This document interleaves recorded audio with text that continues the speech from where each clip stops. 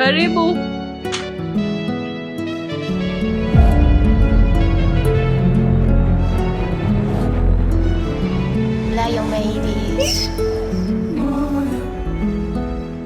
Wewe umefuata nini nyumbani kwangu? Na umepajuaje yani?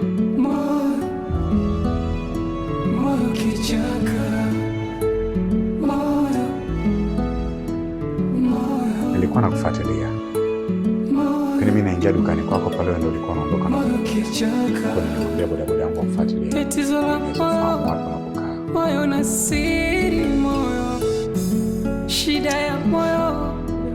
Unajua sitaki mazoea na wewe. Unajua sitaki mazoea ya kipumbavu.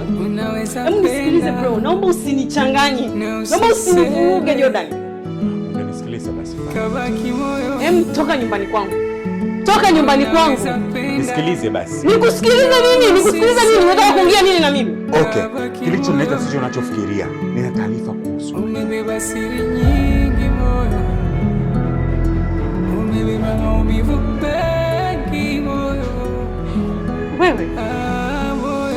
Umesikia wapi mimi nimeongelea kuhusu taarifa za manyanya? Yaani umesikia wapi mimi nataka kujua kuhusu manyanya kuhusu chochote? Hem, toka bwana. Jordan toka. Moyo unaongea. Siku nilipokutana na wewe nikakupa taarifa kuhusu manyanya.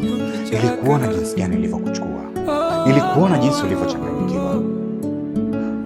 Unajua tunahitaji kuweza kumsaidia kwa sababu jamaa yuko katika wakati mgumu sana. Wakati mgumu sana kwa sababu kila kitu chake kimefungwa. Akaunti zake na kila kitu, biashara zake zote zimefungwa. Na hajui ni nini kinachoendelea kwa sababu kipindi anaondoka alijua kwamba yeye ndio mwanga. Hakuweza kujua nyuma nini kinachoendelea. Hakuna mtu atamsaidia ila ni wewe. Kwa sababu mimi ambaye unafahamu vizuri. Naomba tumsaidie manyanya. Hana maana hata kidogo. Asisikie habari. Wewe vilopolopo. Friji la kaligandisha hata kidogo.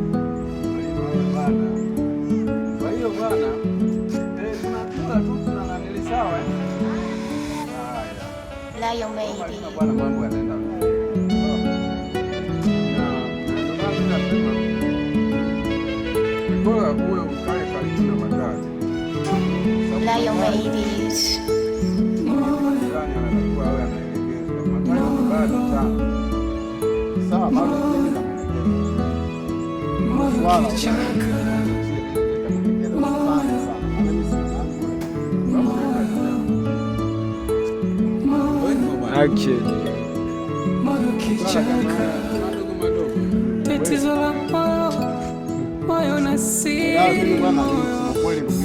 Shida ya moyo unaficha vingi moyo.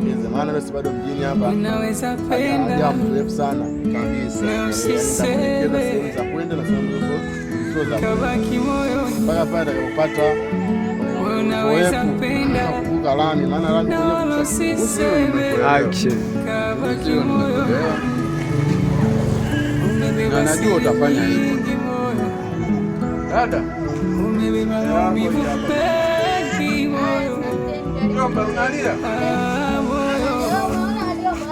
Usinacheka na mengi moyoni. Usimwenye minuna kaficha